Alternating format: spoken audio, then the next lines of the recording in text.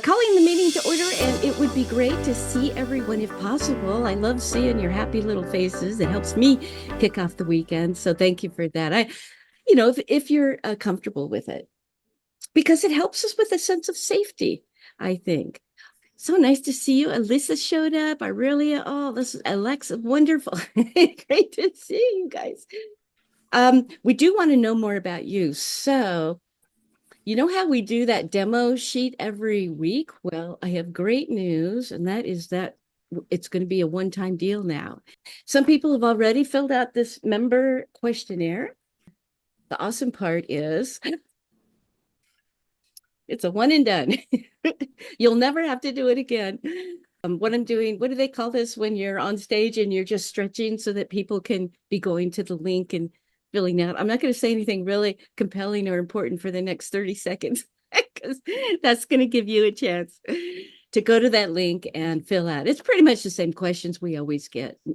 We have some bean counters and we need to keep them happy if we want to continue to create disability equity and access and opportunity. And they want to know if I'm just goofing around on the job, which, as we know, I am, but I'm also doing some work. And by filling out this questionnaire, you're not only helping keep our program relevant, but you are letting us know where in the county people with disabilities live and work and worship. So leadership knows how we can best focus our efforts. Dakota Brown, my name. I'm your chair today. I want to introduce our co-chair, Tana. She's in a window. Wait. Tana Butler is just an amazing worker, and her commitment to this group is remarkable. I identify as disabled. I have a hearing disability. I use she, her, they pronouns, and I want to welcome you to the Wellness and Disability Equity Alliance. We're reaching out to this underserved group to make sure they're getting trusted, trauma-informed behavioral health support, and we're also learning what we can do to empower and uplift this community. We, as disabled people, routinely overcome barriers. We do it all the time. So we're good at problem solving, but it can be exhausting to maneuver through a world that is not created for bodies and brains that, like ours, work differently. So County Mental Health wants to be there to help people with disabilities live lives that are in alignment with values, their values and beliefs. And you are giving the greatest gift that you ever could today with me. You are giving us your time. So thank you for that. We do what we can to make this meeting accessible. I've enabled captions. You can just click at the bottom and show captions in English. I've pinned the ASL interpreter. Kelly, thank you for being here, Kelly. And so if she fills up your screen and you want her smaller again, you can just click on the upper right where it says view and go back to gallery view. And when somebody screen shares, it may enlarge your screen and cover your taskbar. And if that's the case, just hit escape on your keyboard and you'll get back to your Brady Bunch view. If you want to receive regular invitations to this meeting, please put your email in the chat. I would love to see you every month at this time. And everybody's done a good job with it. If possible, can you make sure that your screen name matches who you really are? And it does. Oh, look at that. Here I am preaching the choir. Everybody's all squared away. Thank you for that. The land acknowledgement is the first step towards building a more inclusive future where we eliminate the ongoing erasure of Indigenous peoples, their voices, their lives, and their history. Can I get a volunteer to read our land agreement? I'll read it, Dakota. Riverside University Health System Behavioral Health acknowledges the traditional, ancestral, and contemporary homelands of the Indigenous peoples of Southern California, whose land it occupies. The Cahuilla, Cupeño, Luiseño, Serrano, Chemehuevi peoples and their ancestors have been here since time immemorial, caring for the land with great integrity.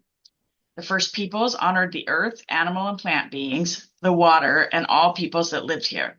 We acknowledge this reciprocal relationship and intend to continue and extend the values of caring and emotional wellness to all Indigenous peoples, Native Americans, and residents of Riverside County. RUHSBH creates relationships built on trust and accountability, with its community members.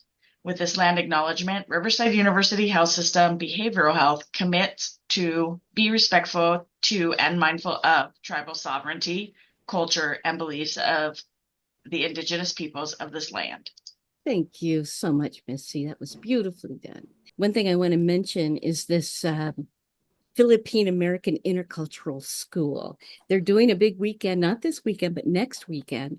And it's an immersive school where it's going to be at this resort, breaking barriers and bridging communities for health and wellness. I wanted to tell you about this with the land agreement because they'll be teaching about the Cahuilla, the sacred Indian canyons, the new Agua Caliente Museum, which is so cool. And celebrating farm workers. You know, we have a lot of agricultural people on the east side of the Coachella Valley, and the whole thing about relaxing and healing waters. So the registration link is going to go in the chat. Oh, she's on top of it. Misty, you're amazing. And it's also on the screen there, but that's going to go away because we're moving on to the next thing. Yes, our icebreaker. You know, the first Friday of the month, Lazy Moms Day. And it's not necessarily a day to celebrate lazy moms, if there is such a thing, but to encourage hardworking moms to take time for themselves. So the icebreaker, whether you're a mom or not, if you were told that you had a day to do absolutely nothing, what would that day look like for you? You can put it in the chat, or you can just come off microphone. I'd love to hear from you. A day to do absolutely nothing. No dogs need walks. No groceries need shopping. No kids need to be fed. You know what, Misty? I don't think I'd get out of bed. I think I would stay in bed all day and just read fantasy novels. Maybe I'd get up to turn the TV and watch something, but then go back to bed. Oh, if you had. Yeah, exactly. We all work too hard. I heard a great line at the PEI summit last week, and it was this work, in order to be sustainable, has to involve self-care. And I like that. You know, they say self-care isn't selfish. Well, yeah, that's starting to get trite now. But I think, you know, for this work to be sustainable, this is an important aspect of self-care. Anybody else? Oh, Daisy, I would be in the hills filled with flowers and listening to birds. Oh my gosh. I go through nature deficit disorder sometimes. It's like I'm not seeing shapes of trees. I'm not smelling the great outdoors. I'm not smelling what's the name of that lake we have that's out that direction that's drawing a total blank on it. The stinky one, Salton Sea. Oh, let's rest and read. Yeah, you know what? During COVID, I did a lot more reading too. And Aurelia is, watch TV, snack, not do your hair and makeup. I love it.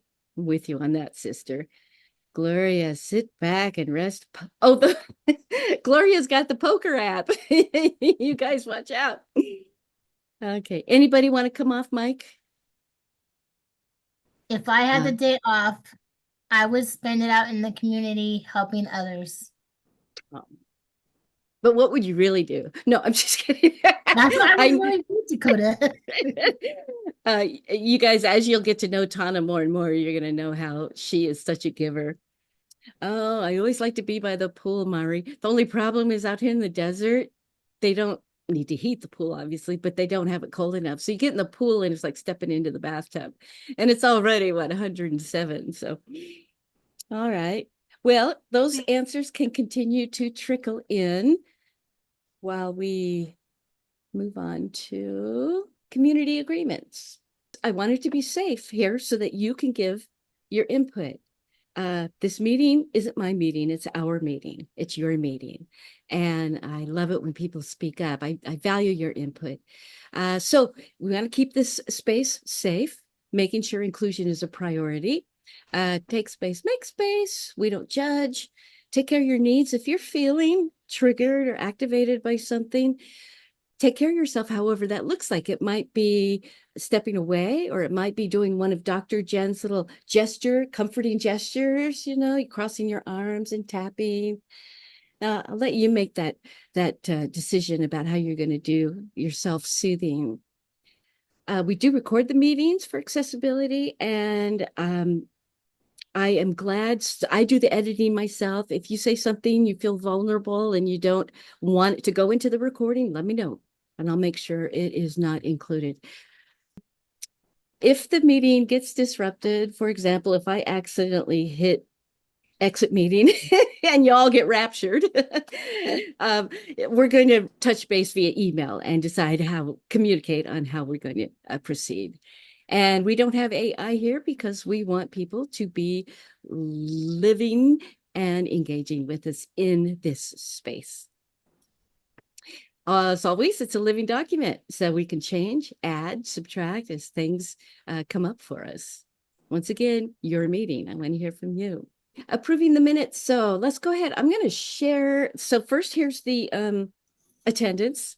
And look over there. If you were there last month, August 2nd, your name should be spelled correctly. And you are the company, your organization should be spelled correct and be correct. So if there are any changes there, you just either come off mic or use the chat box. And I'm going to go ahead and move into the regular minutes. I like to blow that one up big so that, there we go.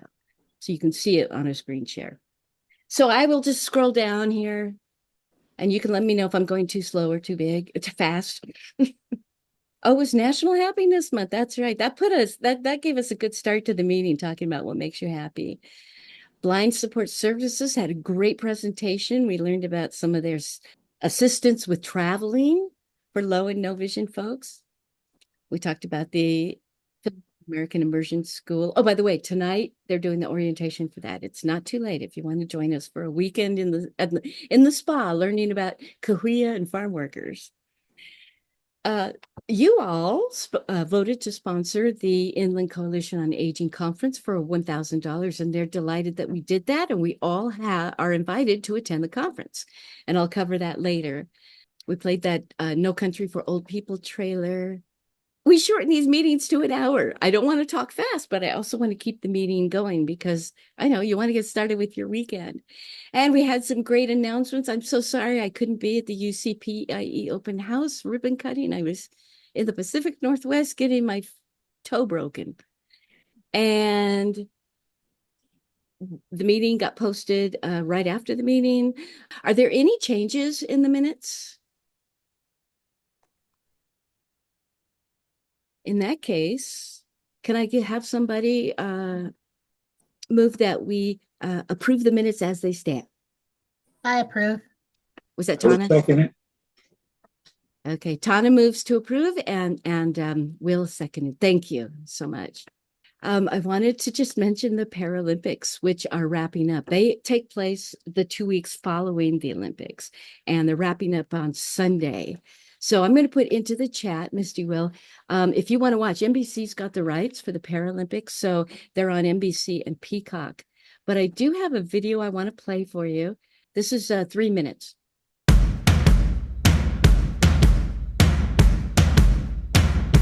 Hi, my name is Arthur Bocheron, and today we are at the Eiffel Tower Stadium, and we're going to follow my friend Zach Brady and some volunteers trying blind football for the first time. Moi, j'ai un peu peur d'être complètement désorientée. J'aimerais bien arriver à toucher au moins le ballon. Ça me paraît un peu compliqué quand même. To help us with that mission, we have a real blind football commentator with us. What's up, everyone? I'm Anthony Wells, one of the commentators for the blind football tournament here at the Paralympic Games. We're at the Eiffel Tower Arena right now. Let's have some fun. All right, so the challenge right now is to move the ball forward and try to score a goal. And I can tell you one thing, it's easier said than done. Let's go.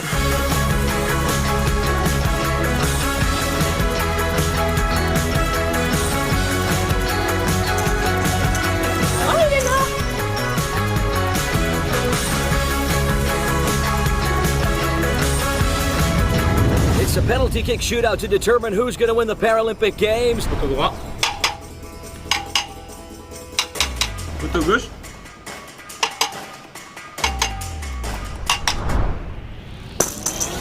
There's the shot, and it's a sensational save from the goalkeeper. Pure elasticity. The drama continues.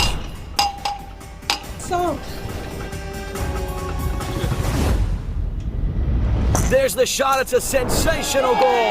They are the winners. What an absolutely phenomenal penalty kick. Back of the net. Incredible. It's like a special ball. It jingles when it moves, and the players can listen to it. And imagine that we had blind football games. 11,000 spectators were silent, and they were listening to just one ball. Blind football is an inclusive sport. That means that there are 4 totally blind players, and there are 3 sighted assistants. The goalkeeper is sighted, and there is a limited area in front of him, and he's responsible for the defending. There is a coach outside the football pitch that guides people in the middle half, but there is a guide behind the goal, and with his or her sign, then they can listen and they can score a goal, and it will be magnificent. Took advantage of space in the middle of the pitch before unleashing an unstoppable shot. So Zach, how did it go? It was extremely difficult. I did not know what to expect, but it was so cool to compete at this beautiful stadium here in Paris. Well, I did a lot of fun watching you not kicking the ball. I'm gonna pass the ball to you. I played growing up in Brazil. I played in college, and this is my first time actually experiencing blind football with a mask on under these conditions, and it is just fascinating. What these players can really do on the pitch is incredible. C'est une belle expérience. Et ça demande de la concentration parce qu'au bruit, c'est quand même difficile de se repérer au niveau de l'angle où on se situe. For more blind football content, stay tuned to the Paralympics Game YouTube channel. I just thought that was so cool. And the Paralympics have just a plethora of events, the wheelchair rugby, the para powerlifting, the para equestrian. I want to see how the ASL lady's going to do the horse, yeah. And the para triathlon. So NBC and Peacock, you can see in the chat if you want to watch some Paralympics this weekend. And with that, I think this is a good time just to shake it out. Let's just make sure we're fully present for our agency spotlight. Maybe roll your shoulders, maybe close any screens you're not using. So please welcome from Autism Society Inland Empire, Director of Programs and friend, longtime friend of the Wade Alliance, Clara Garcia. Clara. Thank you, Dakota, for inviting us. And I recognize some of you here. So hello. And I know that we always have to give data, but I like to capture the heart and the spirit of what we do. So if you don't see me and you want to ask me a question about what I have on the presentation, please feel free to ask. So we've been around for quite some time. We are a grassroots organization, and in California, I'm not sure if you all know that there is 1 in 26 children that are being diagnosed as being on the spectrum. We also see more adults diagnosed later on in life. So right now we're seeing kind of that impact. So we try to meet the families where they're at and fill the needs, right, of the community. So we do social support, safety, work opportunities, and overall well-being.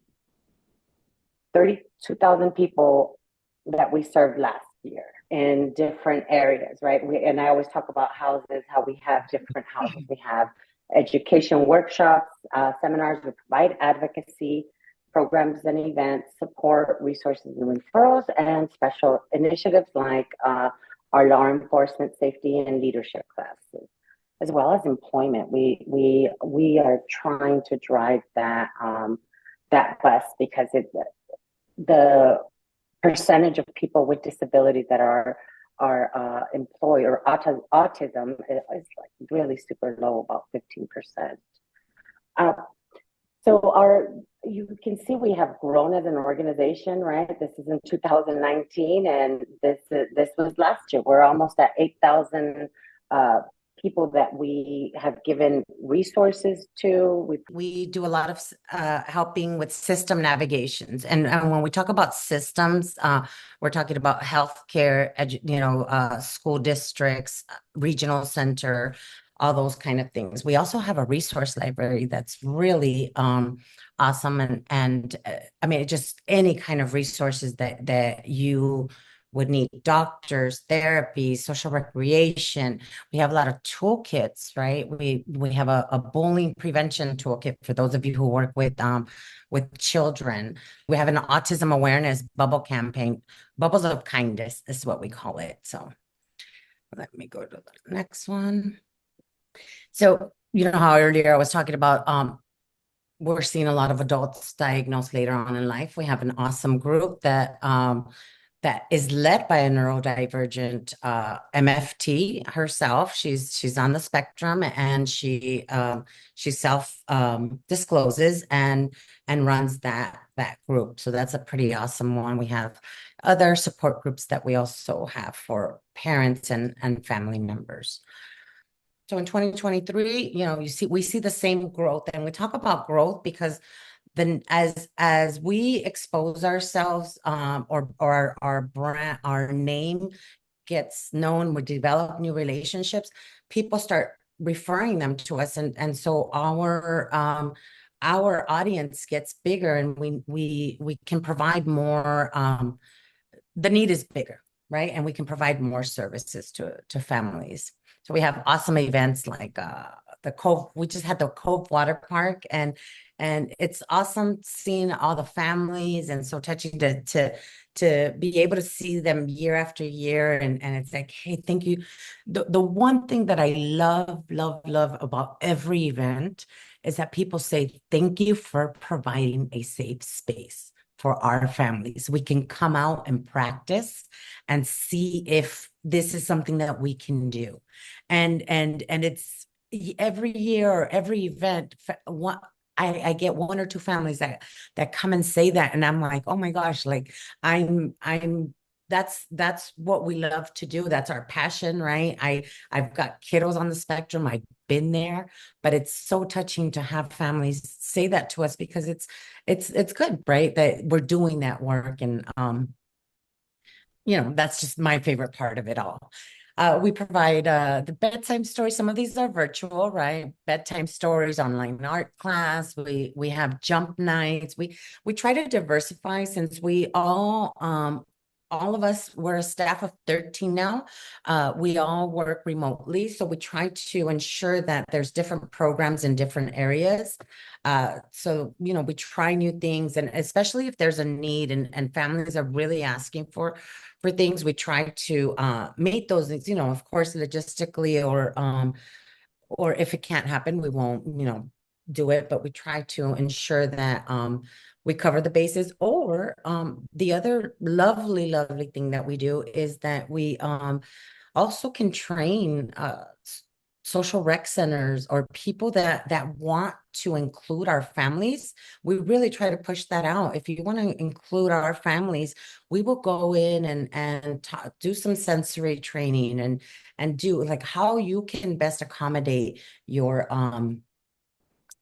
our population into your facilities, right?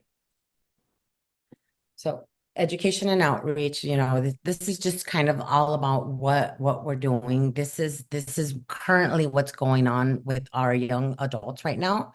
It's a 6-month program. We're partnered with the regional center. They're coming through us, and we're teaching them how to like have those leadership skills, the advocacy skills, to hey, get a job. Like, what do you want to do? Explore college, you know, what are your interests? So then that way they can further their, you know, their lives with meaning, right? We have another thing coming up, IEP process, early childhood. So we serve 0 to 99. It's so and it's just like autism. It's so diverse that we, you know, there's a lot of different areas that we have to provide service in. All right, this is the initiatives that I was telling you about, you know, training the police department. We do safe sensory kits for the police department. We've compiled this is my favorite because this is what I teach. I'm a facilitator for Clase, which we teach leaders who serve Latino the Latino population, the disability community. And we bring in subject matter experts to teach about capacity, about leadership, about inclusion, just all those kind of things that we're going on our 6th year now. So that's funded through DDS, the Department of Disability Services. All right. I'm trying to get through it fast. I know I don't have a lot of time, so I'm trying to, it's like we do so much, and how do you fast pitch that, right? This is what I was talking about earlier, Bubbles of Kindness. This is on our website.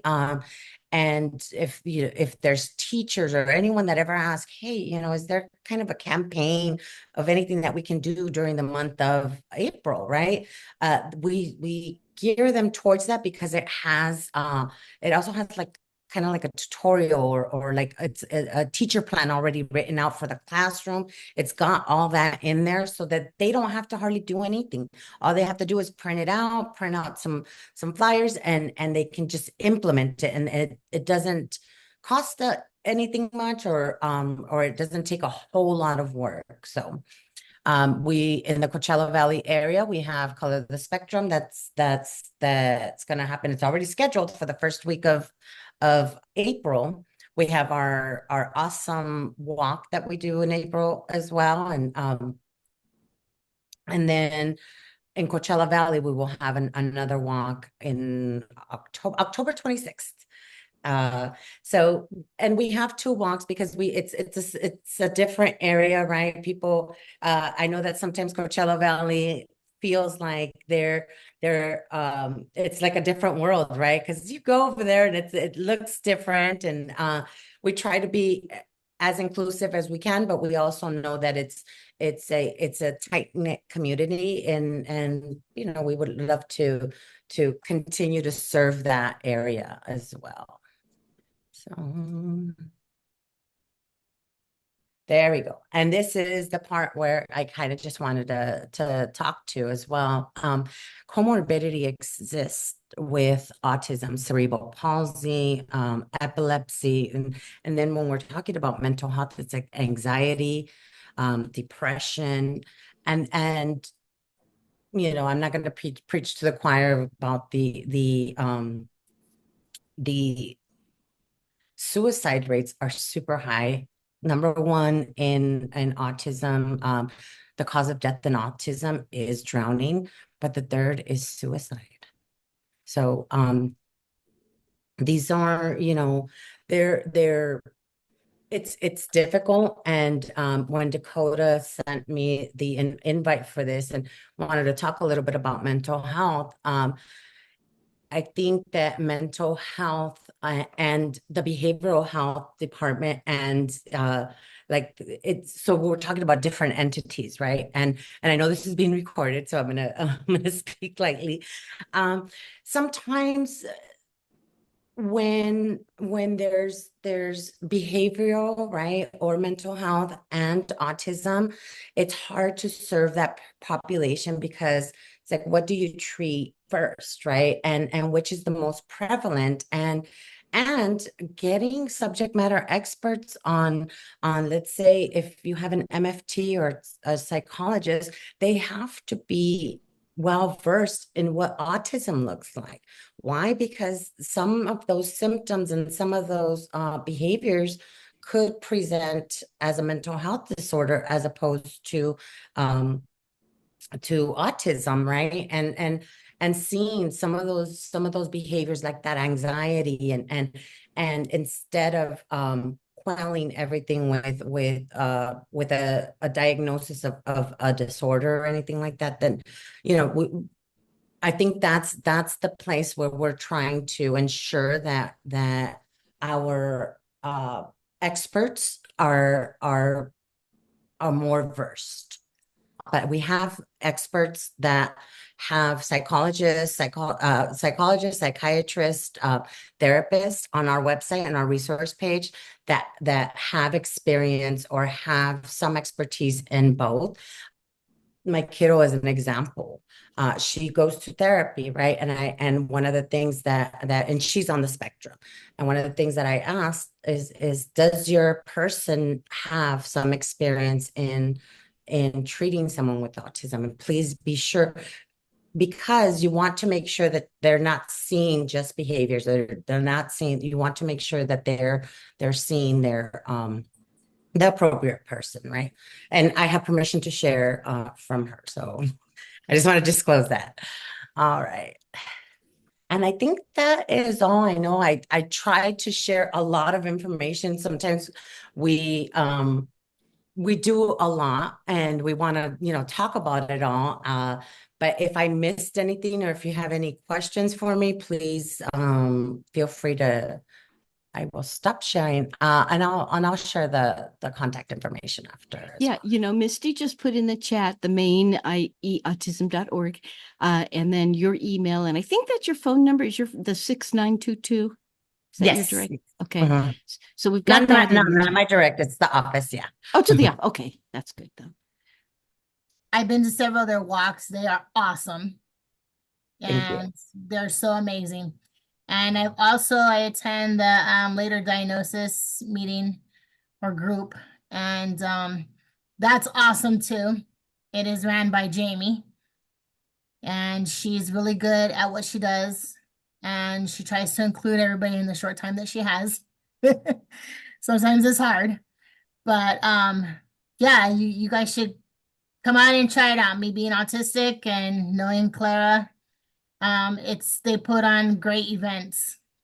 Gloria has her hand up.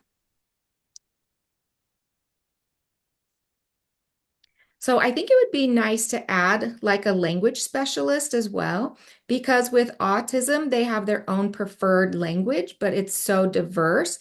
Even who are deaf and autistic, hearing and autistic, some hearing autistic people are comfortable with sign language, and so sometimes that would make them feel more comfortable to go. So sometimes some deaf prefer writing to respond. If we just gave them options, so maybe if we added like a language specialist and we could see the way that they feel most comfortable expressing themselves, and so they could communicate better. So like if people come into the center and they're really struggling to communicate, and sometimes they're more comfortable responding to sign language. Some of them don't know sign language, but so it seems like when you get to know people and the different ways that they're comfortable communicating and responding, that adds a level of comfort as well. I'm sorry, are you suggesting that we add a language specialist? Is that what I understood to our center? We don't have a center. We don't have like a physical place. We just hold events. So we have partnered with regional, I think Maria Samari here, we have partnered with regional center and brought in as part of the grants that are given to us, we do bring interpreters and will provide interpreters on request for any of our webinars or and for events. Okay, I see. So I thought it was more kind of like an assessment service center, but you just host events. Yes. I get it. Okay. No, we refer families to get assessed. We don't hold assessments, but we navigate all that is in that world. Thank you. I had no idea. I had no idea about that. Thank you. Thank you. Nancy's hand is up. Welcome, Nancy. Hi, everybody. Hey, Clara. Thanks for the work that you all do at the Autism Society. I was wondering, I guess this would be a two-part question or two questions. Do you have any data on the unhoused population that might, like the percentage of people that are on the spectrum that are in the unhoused population, and what are their barriers to getting assistance with housing? So we do not, I do not offhand. I know that we are getting calls about, we just got a call like 2 days ago about someone that is about to lose their housing, and but that maybe that I don't know if there is a place per se where we can find that information, just because there's certain systems, right? Like the regional center can assess like how many, you know, of this population, but I will find out for you. How about that? If Sure. somewhere, yeah, I can do that. So please put your email. If there's somewhere to get it, I will find out where to get it. Oh, you rock. Thank you so much. Such a good question. Thank you for asking that, Nancy. Will? I was going to ask about the walk you plan on having on October 26th. Is it going to be people the ability to walk in their costumes? Is it going to be like a costume walk? Yes, it's totally going to be people can walk in their costumes, and let me find the link for that, so that way if you'd like to register, I think it's going to be so fun. We combined we used to have 2 events in Coachella, so we've combined spectacular with the walk, so now people can walk in their costumes. So it's going to be pretty awesome to see. Love that. Yeah, and what we know about the unhoused population is they have a higher disability rate than the general population. So chances are there's going to be, you can kind of see the cascade of somebody's life if they're undiagnosed autistic or neurodivergent, and you know how things can spiral out of control. Any more questions for Clara? You did a great job of getting that all condensed. Bless your heart. Hi, it's Mari. Hi, Mari. I wanted to add, in regards to that housing, it's not just for autism. Inland Regional Center can get that information and provide housing. But when we're talking about like homelessness and like diagnosis, but they're not with Regional Center, then that's where the barrier happens, and we struggle for that housing resource. Thank you, Mari. So okay. And if there are no more questions, Clara's information is the chat. Thank you so much, Clara, for giving us a little. Feel free to contact me if there's anything else outside of here, if you guys think of anything. Awesome.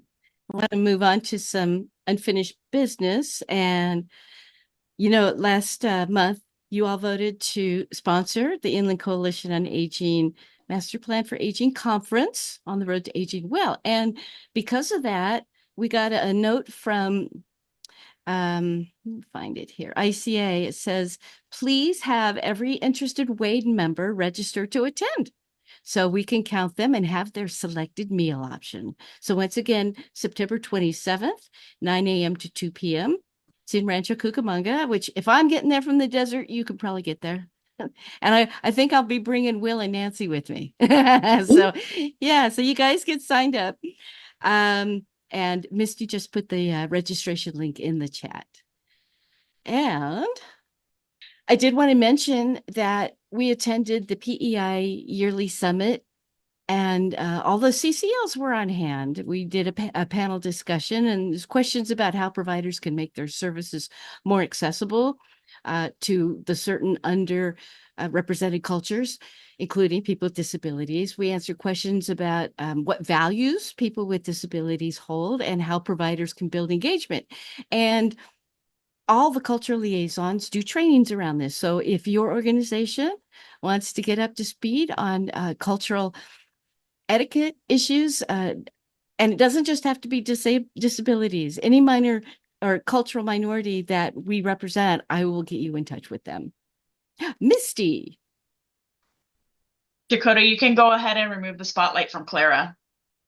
Oh, okay, thank you. Let's see.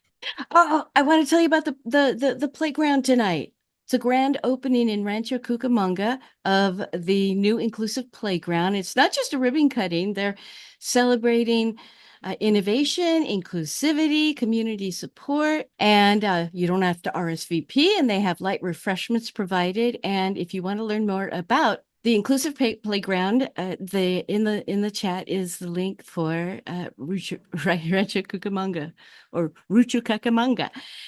That's going to be cool. That's at 5 this afternoon. Since it is Suicide Prevention Month, I really wanted to hit these free trainings that our Prevention Early Intervention group does. They're community trainings. You can take them for free. Your consumers can take them for free. And of course, we missed Mental Health 101 day before yesterday. Know the Signs is coming up Monday, and again the following Monday. Mental Health First Aid was one of the first courses I took in mental health, and it's going to be at Ruston.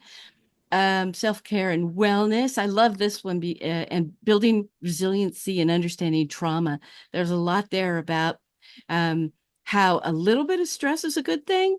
You know, we can get into that performing flow. That's really good, but too much stress, not enough stress can be difficult. Safe Talk has a couple coming up, and applied suicide intervention skills. This is a big one. Assist. There was a time when I was working at the Path. I was a peer support specialist, and whenever somebody was getting suicidal, I was always like, "Oh, please don't! I don't want to talk. Don't talk to me about it because I don't know what to do." Took the assist class, and now I'm like, "Oh yeah, I got this. I know what to do, and I don't have to just immediately call 911." Right? There's a whole slew of strategies and techniques to help get people back into their touch with their joy in life and why they want to live. So the PEI trainings, Bitly is in the chat, and this would be just a great month for you to do one of those.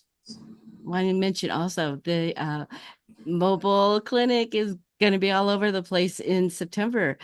So if you have consumers who are on Medi-Cal and need urgent care help for sprain or diabetes screening, laboratory services, vaccinations, ear infections, they're going to be all over the place. And in fact, here's the schedule. And I know we don't have time to put the whole, for you to take all that down, but on the website, the mobile health clinic schedule, it's in the chat for you. So you can get that. They've got a bunch at the Ruston. They're going to be in Hemet a couple times. Romoland, which I didn't know where it was. I had to go look that up. That's a Mid-Valley, kind of by Menifee. So that is the mobile health clinic. I know that we're behavioral health, but we also, it's almost like a wraparound. We all know our physical health and our behavioral health are just entwined, just like that. You can set an appointment with that number or by texting. And let me go ahead and put those into the chat real quick, because I don't think I gave those to Misty ahead of time. And while you're doing that, Dakota, this is Misty speaking. I do just want to mention that it's not only for Medi-Cal recipients, it is also for people who are uninsured can utilize these mobile health clinics. So if you know of anybody who is uninsured, maybe lower income, whatever the reason, they can utilize these mobile health clinics. Thank you so much for that. Yeah. And this can also be used as a kind of a hook to engage folks who might otherwise be reluctant to seek behavioral health care.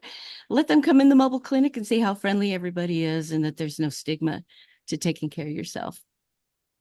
Recovery happens. So this is coming up this month. The Weight Alliance will be represented by Tana and possibly her friend Pat, if Pat bounces back. If anybody, and I'll be there, if anybody would like to help us staff the table, we would love to have you there. It's just a matter of giving away swag and taking pictures with people, all that sort of stuff. Recovery happens. It's in Fairmont Park, September 26th, a day of celebration, but also a day of community support. And yeah, I have time. I want to share this. I am going to be transparent and tell you that I have always been okay with people with mental health challenges. I have mental health challenges, bring me your psychosis, bring me your schizophrenia, great. But if you have a substance use, I used to think that's your issue, that you made that choice, but I'm coming to a different way of thinking about substance use, about the hereditary, about the brain, about trauma. And so I think community support and belonging, a sense of belonging, is so important for people with substance use challenges. So you know what? We're all learning and getting better together. And I think beyond that, I can stop the share. And before we go to community announcements, I do want to mention we are putting together a multicultural symposium in January. They're going to meet later this month. We would love to see some disabled performers there. So if you know or have a friend, somebody who's disabled and wants to perform, this is a great place to do it. Just get in touch with me. I will have the video for this meeting posted in just a couple days. And let's do the poll to find out how we want to meet next month in person or online. I'm launching this poll. I do want to maybe once a year, maybe we could get together in person. There's some of you I've never even met in person, and we could have it just be maybe a recognition ceremony or a membership celebration. You all deserve to be fed and feted. What's that word? When we celebrate you. So we tend to always want to do this on Zoom, which is great. I love that we can make this accessible, but it seems like every month more and more people are interested in meeting in person. So I'll close the poll in 5 seconds, but we do have quite a few answers. And it is a 2-part poll. If we do meet in person, what part of the county would you like to meet in? 4, 3, 2, 1. Is it okay to close the poll? Is everybody done? All right. Okay. The results should be sharing. They're sharing, right? Okay. Thank you. Looks like we're meeting on Zoom again in October, and maybe in December we'll want to do a get together. We'll talk about that next month. Thank you so much, everybody. And remind you about thank you, Misty, the members questionnaire. One time, it's one and done. Just do it one time, and then we've got your information. Remember that your name is not linked to this information. It's totally confidential.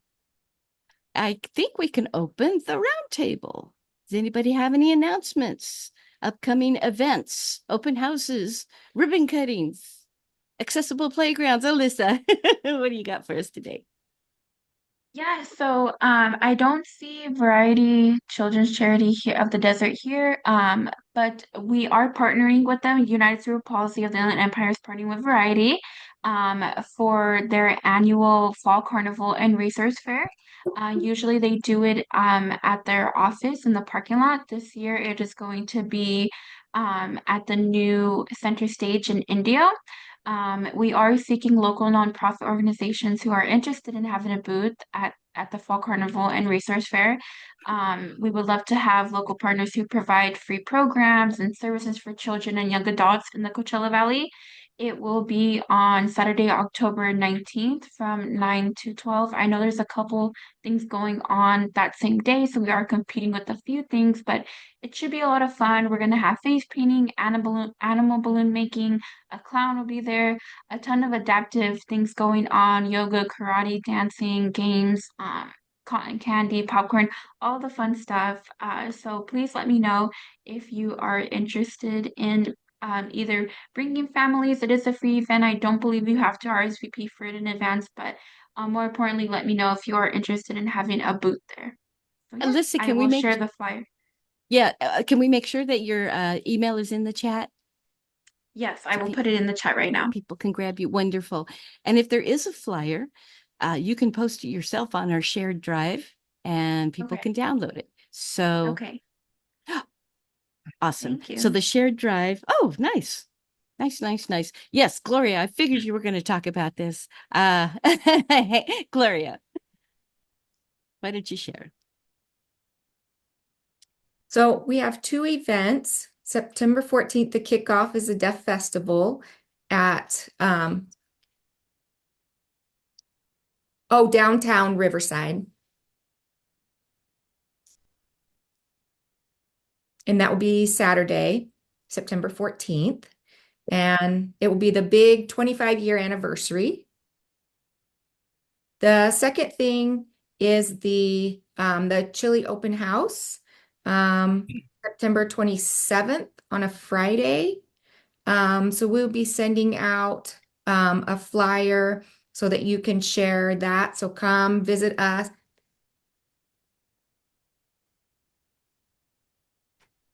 Oh, the Cody Center. Sorry, I said Chile. That's not correct.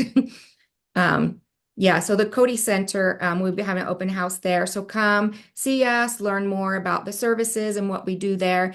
And I'll send that to Dakota too, that flyer. Thank you. Beautiful. Gloria, can hearing people be comfortable at an event like that? Yes, come. We provide, I want to say, we usually have 6 interpreters there. 2 are trilingual interpreters. And so, yeah, anybody's welcome. One thing, It's for everyone. yeah, one thing I've learned about the deaf community is they've experienced so many barriers their whole lives. They're particularly welcoming because they've been on the other side of that. If that's correct. Okay. Thank you, Yes. Gloria. Yes, why don't we jump to Mari now? Yeah, so we have this really cool event coming up for our families. We have what's called Fall Festival, and we have about like I want to say 120 tables of just an open event to families to know about Regional Center and their services. We're also going to have entertainment and classes and just a lot of cool stuff. It will be at the Riverside Convention Center. I think I mentioned it at the last meeting. And then we're also partnering with the Sheriff's Department and hosting a Blue Envelope reveal where it's a new program that they're going to be developing and we want to share that with families. So we're doing what's called like a coffee and chats. So I can share both of those flyers in the chat. CJ Cook, who is my administrator, he'll be presenting on that, and we will be giving away swag for the Blue Envelope. So if anybody's interested, please come. Everybody's welcome. Is everybody here familiar with the Blue Envelope program? You might. Oh, I'm getting a lot of head nods. Okay. Nancy, I want to give you a chance because we lost Sorry you. But about that. So next month, October, is National Nursing Home Residents' Rights Month. And we'll be going to, I think Dakota's bringing me, is Will going to that as well? to the Inland Coalition on Aging Conference. Mhm. Yeah, I hope so. I don't know if I've ever asked you, Will, but yeah, I wanted to, since I'm going to be on that end of town, I'll pick you both up. That's think cool. we But if lost anyone's interested in the complete, I've got all these flyers, like hundreds and hundreds and hundreds of them. If anybody wants a complete detailed list of what nursing home residents' rights actually are, we can all come together and form community councils, family councils, things like that, in order to change the nursing home systems the way they are. They've been in the headlines a lot lately. I myself, I just do a quick Google search because of the work that I do in the space. I do a quick Google search for nursing home news, and I see kind of some of the terrible stories that are happening all across the country, and they are so like all of the other nursing homes that I have assisted people. We need a lot more awareness on nursing home residents' rights. It's a much bigger issue than we have been brought to believe until now. Last month we showed the preview for No Country for Old People. If you want to arrange a premiere of that with your group, Nancy is your person to get in touch with. Thank you, Nancy. Thank you. Thanks. America. Hi, hello everyone. Sorry, I can't turn my camera on. But I just wanted to share, we're also having an ICRC Fun Day event. It's gonna be on September 18th, Saturday, from 10 to 12. And it's just a fun day for family, friends, other communities who want to visit us, meet our staff, have some fun. We're gonna have games, food, prizes, activities. So I can send you the flyer if you can share it. I tried to use the shared drive. link. Yeah, but I couldn't. Sorry. Okay. Okay. And that's Inland Caregiver Resource Center. That's coming up on the 18th of September, which is a Thursday, I think. No, it's a Wednesday. The 28th. Oh, the 28th. Okay. Yeah. Oh, it's a Saturday. Nice. Yes. Great. Thank you. Thank you so much. Yeah, we'll look for that flyer. And Tana? Okay, after looking up, it's actually going to be at the City Hall for Gloria. For the Deaf Festival? For the Deaf Festival is going to be at the City Hall. Okay. And I'm looking Pat at the attends all of their events, and she has never been excluded. They have people that are hearing that also work the booths, and they have lots of interpreters, and she gets along just fine there being a hearing person. I see deaf gnomes. What is that?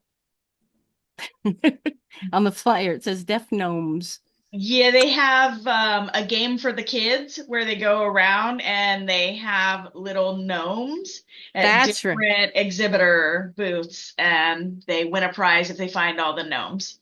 Yes. Okay. Now I remember that. Yes. I remember it being fun. All right. Great. Thank you so much, Tana. Nancy? This isn't really an announcement, more so a suggestion. I know that we have a lot of like walks, fundraising events, things like that.